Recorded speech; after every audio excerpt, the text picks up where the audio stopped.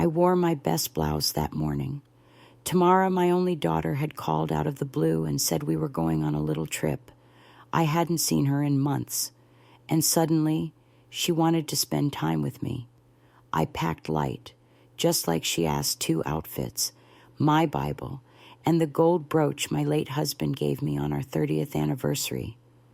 I smiled the whole drive, thinking maybe this was her way of remembering I still mattered.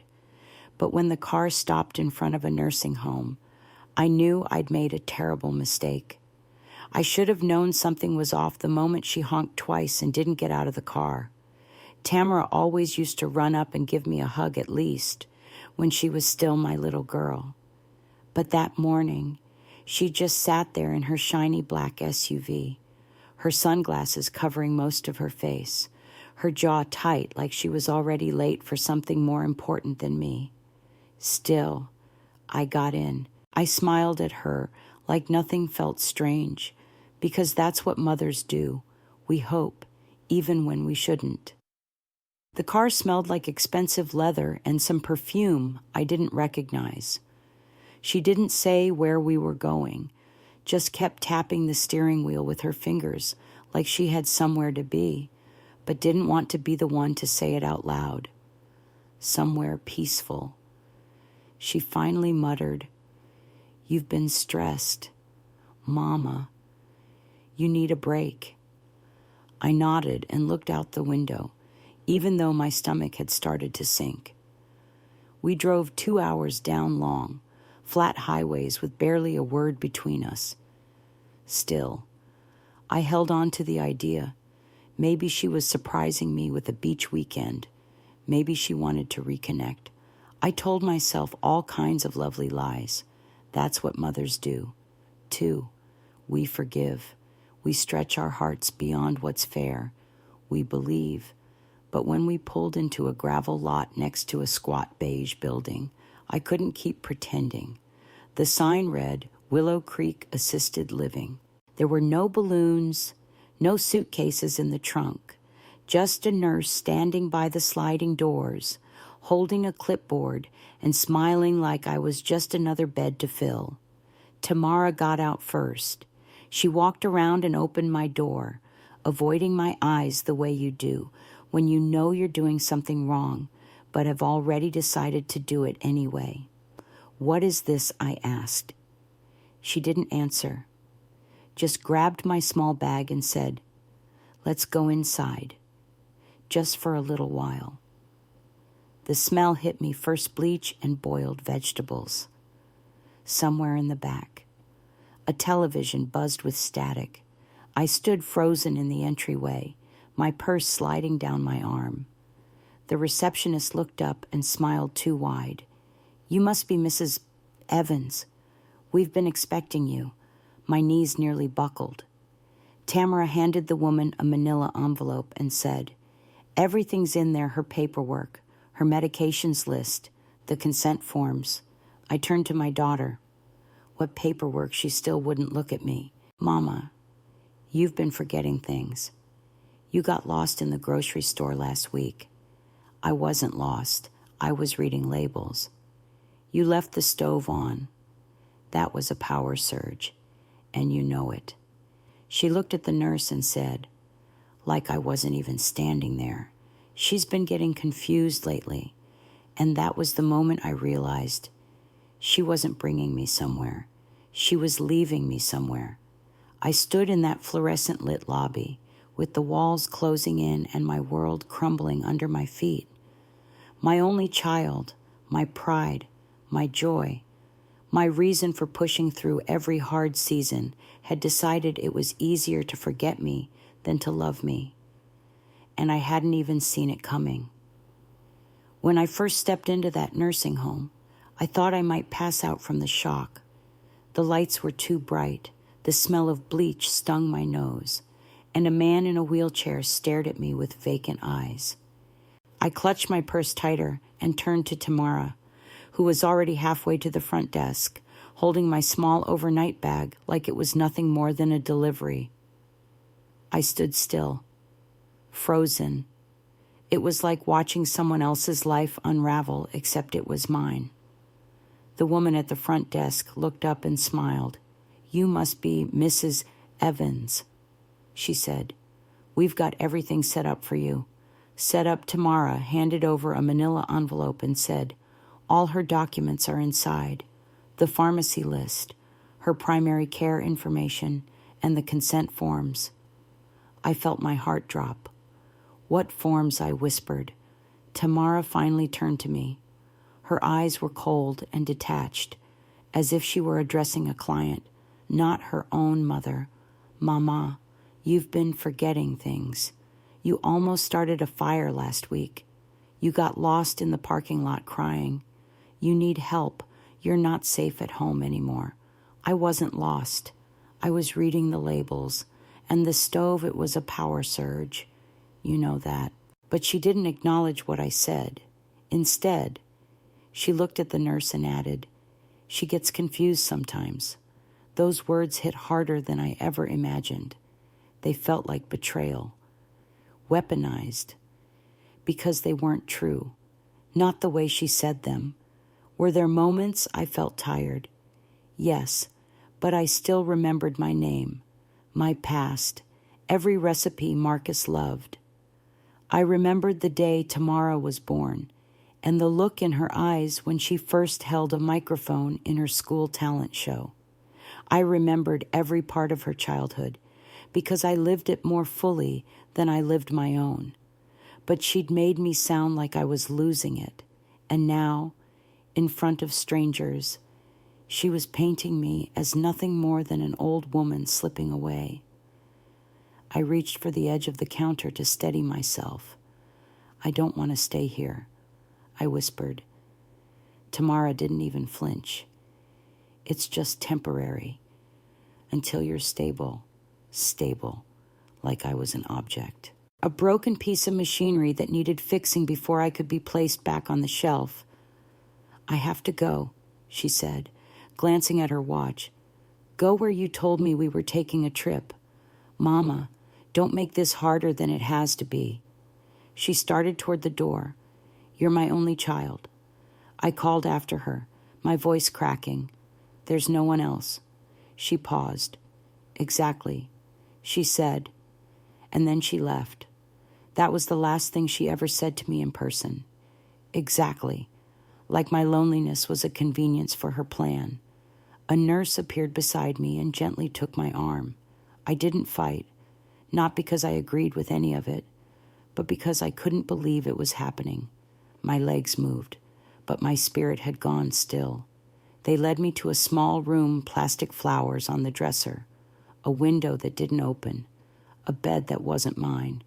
The sheets were stiff, the air too still. I sat down and looked at the walls. They were blank, like me. That night, I didn't sleep. I stared at the ceiling, holding the gold brooch Marcus gave me on our 30th wedding anniversary. It was the only thing I had left that made me feel like myself. I cried the way you cry at a funeral, not loud, but deep. The kind of crying that comes from your bones, not your throat. I cried for the woman I had been, for the mother I had been. For all the years I gave everything I had worked overtime, missed meals, sewed Halloween costumes by hand, for the way I saved every cent just so Tamara could have dance lessons, for the quiet nights alone after Marcus died, when I told myself that love from my daughter would be enough to keep going. And I cried because that love had been used like a trap. Tamara didn't put me in that nursing home because I was declining. She put me there because it was easier to forget me, easier to claim the house, easier to move on without the guilt of my face looking back at her. That was the truth I didn't want to believe. But there, in that sterile room, with no one calling me Mama, it was all I had left. And still I didn't fight. Not at first, because I had believed in her. I had loved her too much to believe she could do something so cruel. But love without respect is just control in a pretty dress. On the third day, I tried calling her, straight to voicemail. By the 5th, her number was disconnected. By the 6th, I knew I had been erased. But then came Carla, the head night nurse. She didn't knock. She didn't smile too wide. She just pulled up a chair and said, "You've been here a week. You haven't eaten. You're grieving something that's still alive. That's the worst kind of grief." I said nothing. She leaned forward and added, "You're not the first. I've seen this before, children filing fake reports, dropping off parents like unwanted mail. You're not crazy, Mrs. Evans. You're just hurt." I looked at her, and then she handed me a name, a lawyer, Brenda Holloway. She helped my aunt. Carla said, "Got her out. Took back everything the son stole." I didn't touch the paper that night, but I stared at it until the words blurred. And then, for the first time since I arrived, I made a decision I would not disappear. In the first few days after Tamara left me at Willow Creek, something inside me went terribly still. It wasn't just grief. It was something darker, a hollowing out of everything I had ever believed to be true about love, motherhood, and what it meant to be needed. I didn't cry the first night. Not really. I lay flat on my back in the unfamiliar bed, the thin sheets tangled around my legs, the overhead light buzzing faintly through the crack in the door. My body didn't move, but my mind wouldn't stop. I kept replaying her words in my head. "You've been forgetting things. You need help. This is just until you're stable." Stable. As if I were broken. As if all the years I had carried her through life counted for nothing now that I was slower and grayer and sometimes misplaced my keys. I wasn't crazy. I wasn't confused. I was heartbroken. But what crushed me most wasn't the place. It was the silence. She didn't come back. She didn't call. She didn't check in to see if I had settled in or if I was even alive. By the 3rd day, I stopped waiting by the window. By the 4th, I stopped brushing my hair. On the 5th, I didn't get out of bed at all. There was no point.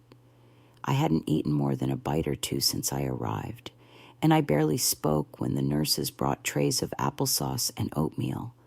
I let the food grow cold and crust over, let the sheets bunch up like vines around my legs. I didn't want to die, but I didn't want to be awake either.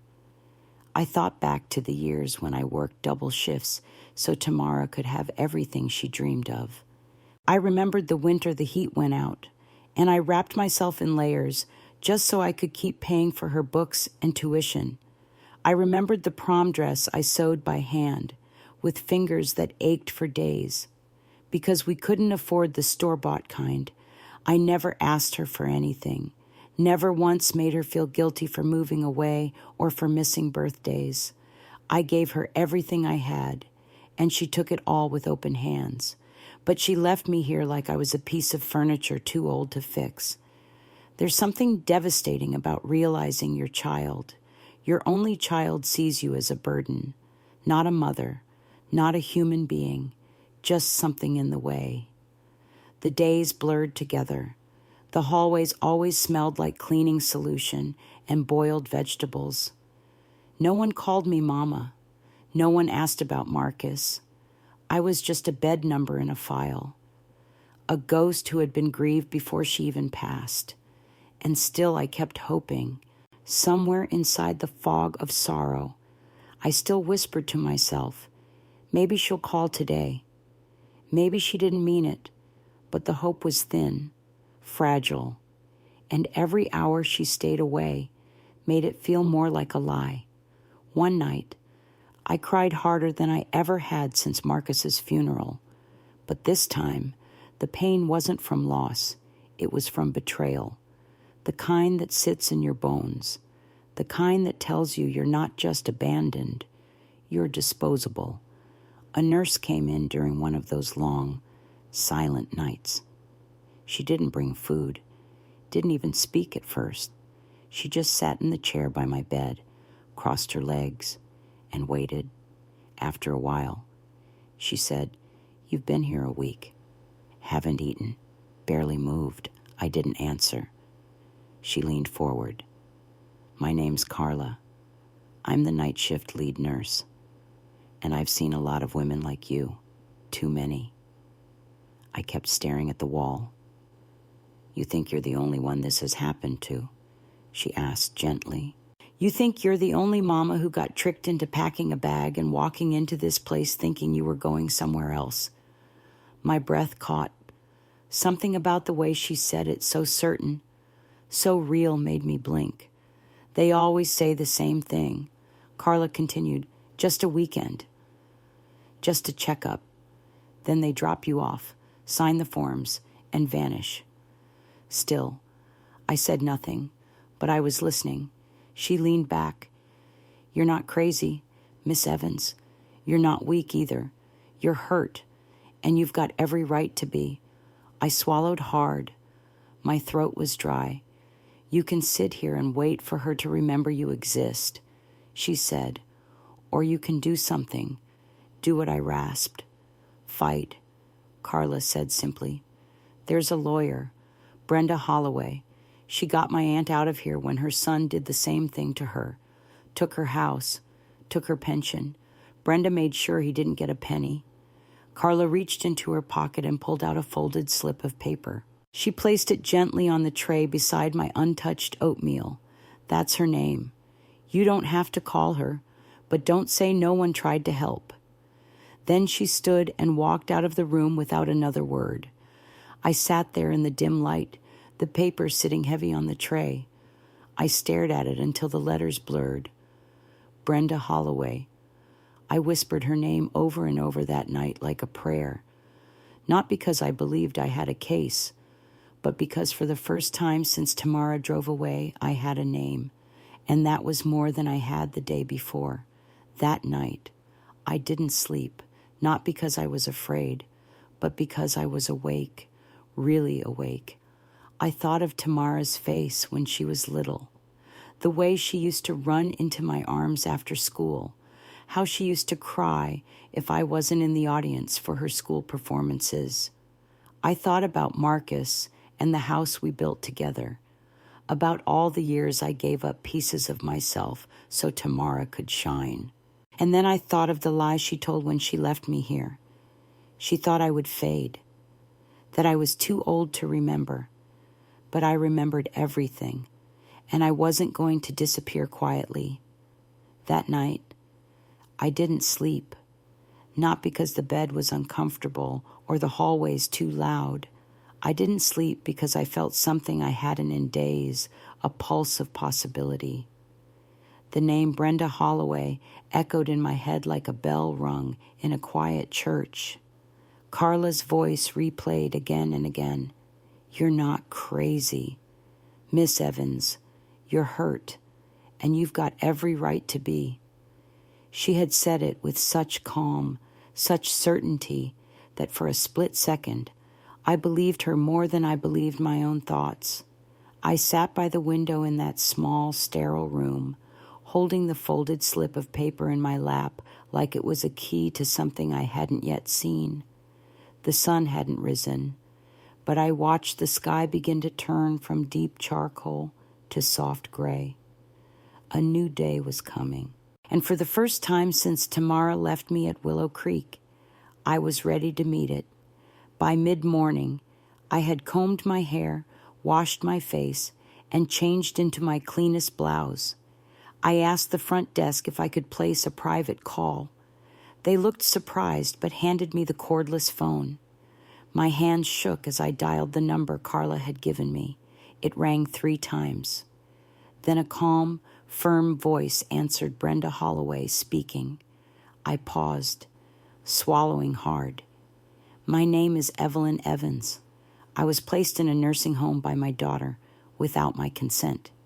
She told me we were going on a trip." Brenda didn't interrupt. She didn't gasp. She simply said, "Tell me everything. And so I did. I told her about the phone call Tamara made, the way she asked me to pack light, how I wore my best blouse, hoping for time together. I told her how we drove for 2 hours and then ended up here, Willow Creek Assisted Living.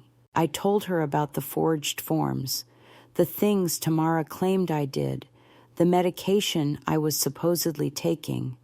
When I finished, my voice was shaking. Brenda said, "I'll be there tomorrow morning. First thing, we'll start with revoking her power of attorney and freezing anything she tried to touch. You're not alone in this. Mrs. Evans, we're going to take your life back." I sat very still after the call. I didn't cry. I didn't tremble. I simply breathed deeply, like I hadn't in weeks. Later that night, Carla peeked her head into my room. I didn't say a word. I just held up the folded piece of paper with Brenda's name on it. Carla's face broke into a grin. "That's the Evelyn I've been waiting to see." The next morning, Brenda arrived just before noon. She drove a navy sedan and wore a navy pantsuit to match. She was smaller than I'd imagined, her salt and pepper curls tight and close to her head, and her expression serious enough to silence a courtroom. She didn't knock. She walked into my room like it belonged to her and sat across from me. "You look better than I expected," she said. "That's a compliment. Most people I meet in your situation are still sedated or silenced. I've been both," I replied. "Just not today." Brenda gave a single nod and opened a thick folder. "Here's what I already know. Your daughter, Tamara Bennett, filed for medical power of attorney 2 months ago. She submitted a signed doctor's note and a receipt for a vitamin supplement, claiming you had early-stage cognitive decline. She used that documentation to start legal proceedings, including attempts to sell your house." I gasped. "You mean she actually tried? She had a verbal agreement with a buyer."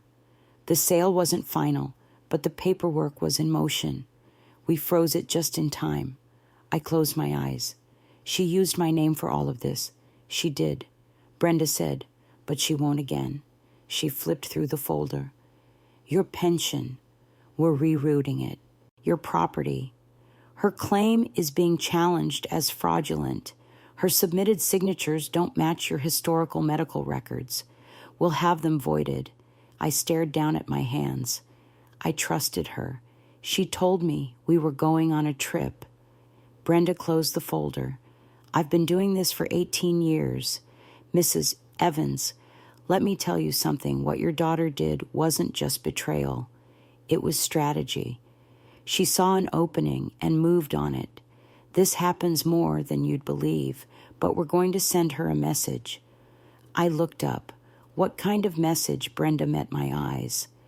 "The kind that says, 'You messed with the wrong woman.'" I let out a dry, bitter chuckle. I never thought I'd be the kind of mother who needed a lawyer to protect her from her own child. "You're not that kind of mother," she said gently. "You're the kind who gave everything and asked for nothing. That's exactly why women like you become targets. But that ends here." That night, I ate every bite of dinner Carla brought me. "I see someone's appetite is back," she teased, fluffing my pillow. "I've got someone on my side now." I said, "No, ma'am," she corrected. "You've got yourself on your side now. That's the difference." And she was right. Later, I took out a pen and began writing.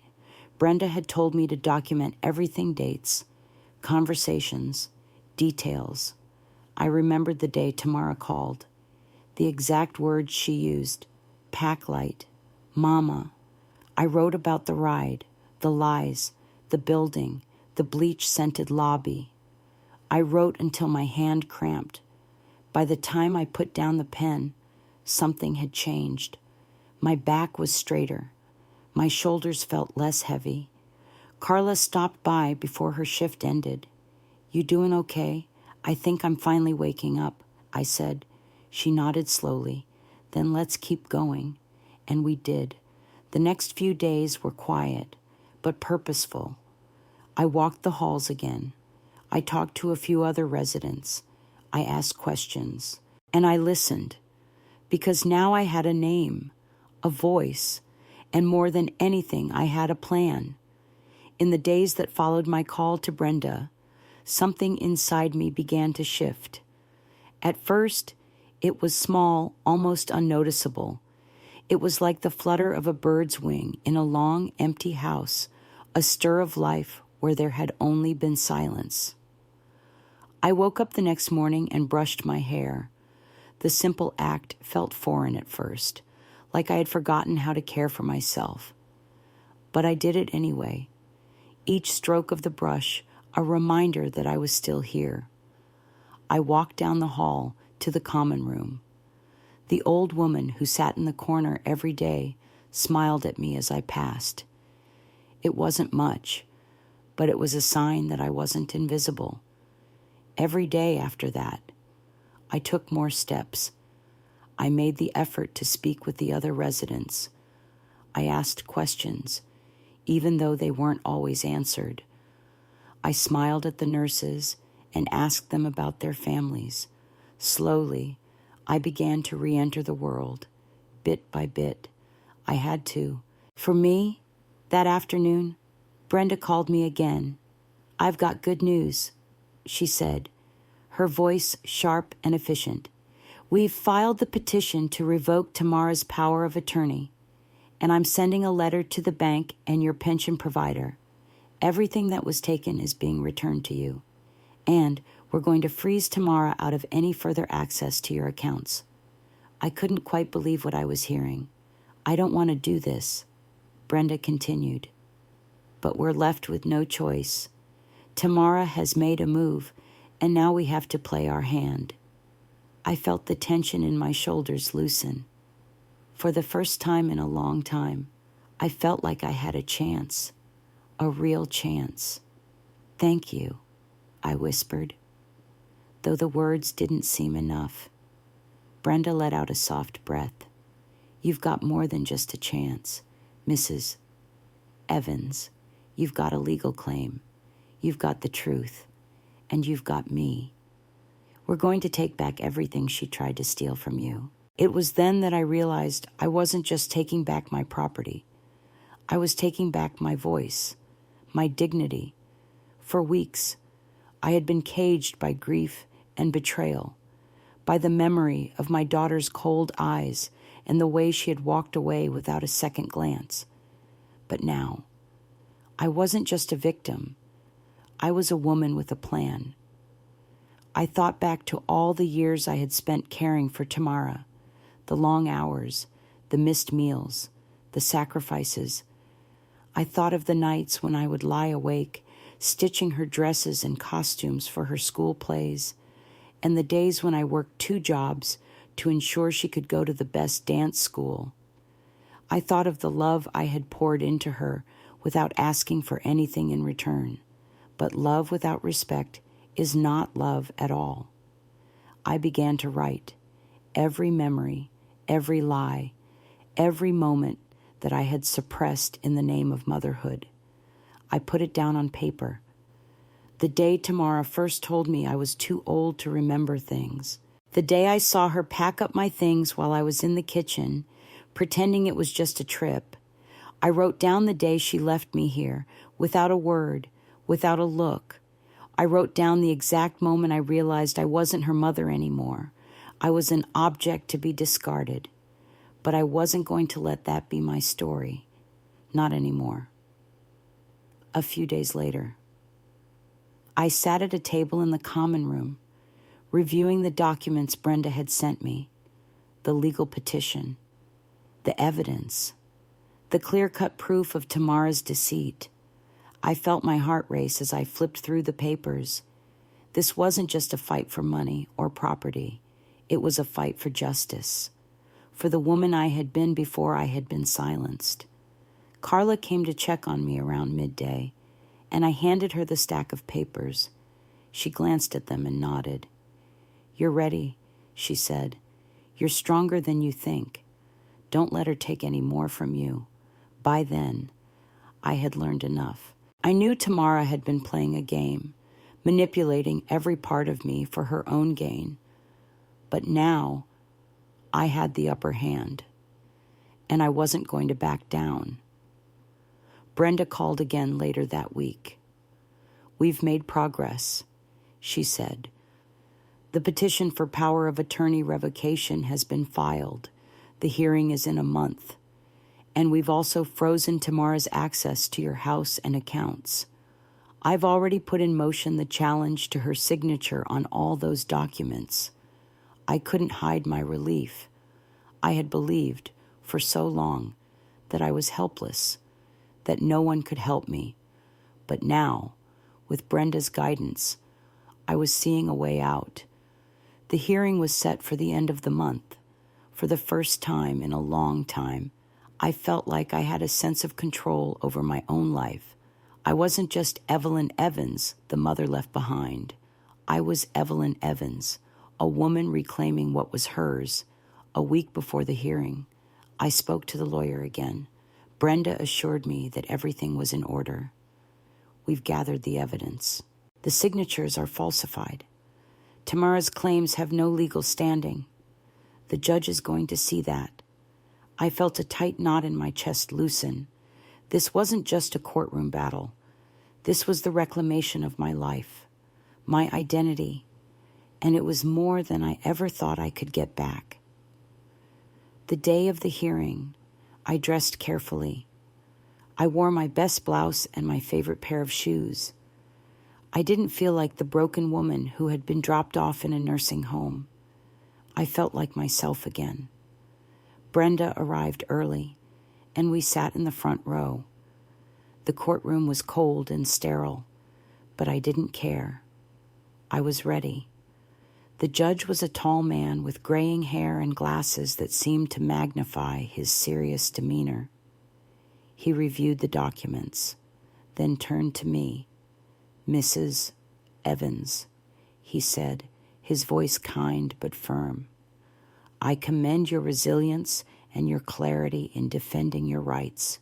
It's clear that the actions taken against you were based on fraudulent information. Tamara wasn't there. She didn't even show up. I couldn't decide if I was relieved or angry. There was something deeply insulting about her absence, but the more I thought about it, the more I realized it was her admission, an admission of guilt, of shame. She knew she had lost. The judge ruled quickly and decisively. Tamara Bennett's power of attorney is hereby revoked. All claims she has made regarding the assets of Mrs. Evans are void. Mrs. Evans is granted full control over her property, accounts, and medical decisions. The court will also issue a permanent protective order barring Ms. Bennett from accessing or selling any of Mrs. Evans's property. As the judge banged his gavel, I felt a wave of relief wash over me. I wasn't just legally free. I was free in every sense of the word. Brenda smiled and leaned toward me. "It's done." I couldn't say anything. I just nodded. Later that day, as I walked out of the courthouse, I looked around. The world didn't feel so cold anymore. I felt like I was walking into it as myself, not as a victim, not as a mother who had been abandoned, but as a woman who had stood up for herself and won. The courtroom was quiet as the judge took his seat. I sat in the front row, my hands folded neatly in my lap, every inch of me alert, despite the exhaustion that had been hanging over me for weeks. The tension in the air was thick enough to cut with a knife. I knew this was it, the final moment. The moment when my daughter's betrayal would finally be laid bare for all to see. The moment when I would finally take back my life. Brenda sat beside me, her posture straight and confident, her eyes focused entirely on the judge. She had been with me every step of the way, guiding me, reminding me that I wasn't crazy, that my story mattered, and I was beginning to believe it. I wasn't just Evelyn Evans, the woman who had been abandoned. I was Evelyn Evans, the woman who was about to reclaim her dignity. Tamara wasn't there. I had expected her absence, but still, it stung. It wasn't just the lack of her presence in the room. It was the fact that she couldn't even show up to face me. That spoke volumes. When someone has done something wrong, they either show up to explain themselves or they hide, hoping their silence will protect them. Tamara had chosen silence. As the judge reviewed the documents, his face was expressionless, his hands steady as he turned the pages. I had been through this process over and over in my mind, but now, sitting in front of him, I could feel my heart racing. I had been so afraid of losing my home, my pension, my sense of self. But now that I was here, I realized something. I had already won. I had faced the worst betrayal a mother could experience by the one person who should have been there for me, no matter what. Tamara had lied to me, manipulated me, and left me to rot in a place I never belonged. But what she didn't count on was my ability to fight back. The judge finally looked up, his gaze landing on me. "Mrs. Evans," he said, his voice calm but firm. "After reviewing the evidence, it is clear that your daughter, Tamara Bennett, submitted fraudulent documents to gain power of attorney over your finances. These documents were not only falsified, but also signed under false pretenses." I held my breath. The relief that washed over me was almost too much to handle. I had known the truth for so long, but to hear the judge say it out loud, there was power in those words, power that I had been denied for far too long. Furthermore, the judge continued, "Tamara's actions in attempting to sell your property without your consent are completely illegal. I hereby revoke her power of attorney, and any agreements she made with regard to your assets are null and void." I glanced at Brenda, who was nodding in agreement, her lips pressed into a tight, professional smile. She had done it. We had done it. The judge turned his attention back to me. "Mrs. Evans, I want to commend you for your resilience in this matter. You have faced what many women would have folded under, and you have come out victorious." My eyes welled with tears. I hadn't expected this. I had hoped for justice, but hearing it, seeing it unfold before me, it was a moment I would carry with me forever. "Effective immediately," the judge said. "All of Tamara Bennett's rights over Mrs. Evans's estate, finances, and healthcare decisions are revoked. A permanent protective order is issued to ensure she no longer has access to any of your assets." The room was still, the weight of his words settling over me. For a brief moment, I thought about Marcus, how he would have stood by me through this. He would have never allowed this to happen. I could almost hear his voice in my ear, telling me to stand tall. And I did. I stood taller than I had in years. The judge's gavel slammed down, signaling the end of the proceedings. My daughter had been stripped of everything she thought she could control, and I had taken back what was mine. Brenda turned to me and smiled. "It's done," she said.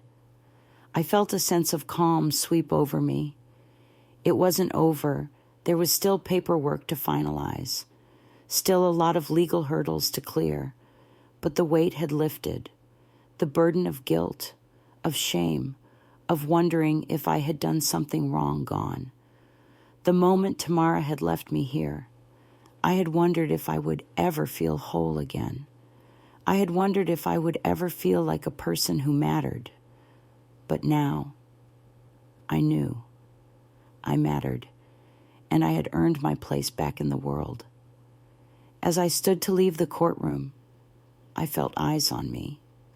I didn't look at anyone else, but I knew they were watching. There was something about the way I walked, the way I held my head up now, that made people notice. They could see it too. The woman who had been tossed aside, forgotten, was standing tall once more. As we left the courthouse, I took a deep breath, letting the fresh air fill my lungs. It was a strange feeling, stepping back into the world with the knowledge that I had been right all along. I had been the one who had been wronged, and now I was the one who had fought back. And I hadn't just won a legal battle, I had won the battle for my own life. When we got back to my house, I stood on the porch for a long time, just looking at the place. It was my home, the place where I had lived with Marcus, the place where I had raised Tamara. It was still mine, and no one could take that away. I had fought for it. I had fought for me. A few days later, I received a letter. It was from Tamara. The words were as hollow as I expected. She apologized. She said she had good intentions, but there was no real explanation, no real remorse. I folded the letter carefully and put it aside. I wasn't interested in her excuses anymore. I had come to realize that forgiveness wasn't about her, it was about me, and I had already forgiven myself. That evening, as I sat at the kitchen table, sipping my tea, I realized something else. This wasn't just a victory over Tamara. It was a victory over everything that had kept me silent for so long. Over the years of putting my needs aside, over the loneliness, the pain, the fear of being forgotten. I was not forgotten, not anymore. As the days passed after the court ruling, I began to rebuild not just my life, but my soul. I had always believed that family was everything, that no matter what, the bond between a mother and her child was unbreakable. But the reality had shattered that illusion. Tamara, my only daughter, had abandoned me. She had stripped me of my dignity, leaving me in a nursing home, hoping I would fade into the background. She didn't even have the courage to face me when the truth was revealed, but in her absence, I found my strength. I didn't need her approval anymore. I didn't need to seek validation from someone who could treat me like a burden. The court had ruled in my favor, and I had fought for my rights. But more importantly, I had fought for my peace of mind. I began to remember who I was before I was someone's mother, before I was someone's caretaker. I was Evelyn Evans, a woman who had lived a full life and deserved to live it on her own terms. I went back to the house that Marcus and I had built together. It wasn't perfect, but it was mine.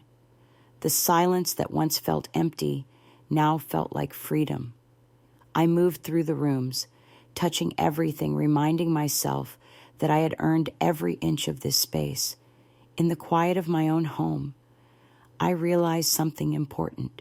Sometimes it takes losing everything to realize that the only thing you truly need is yourself.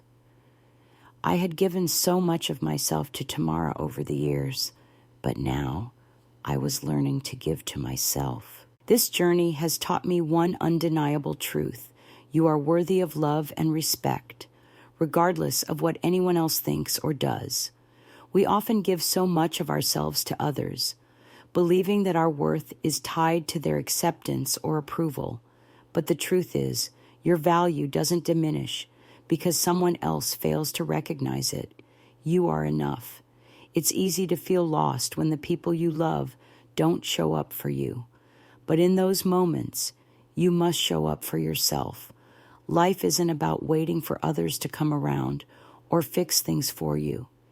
It's about standing tall in your own strength, reclaiming your voice, and never allowing anyone to strip you of your dignity. To anyone who has ever felt forgotten, discarded, or dismissed, remember that your story isn't over. You have the power to write your own ending. It's never too late to rediscover your worth, to reclaim your life, and to stand strong in your truth. If this story resonated with you, I'd love to hear your thoughts. Have you ever faced a moment of betrayal, or have you struggled to reclaim your sense of self? Leave a comment below, and let's start a conversation. Don't forget to subscribe to the channel for more stories that inspire strength, healing, and resilience. You're not alone in this journey. Together, we can find the courage to stand tall.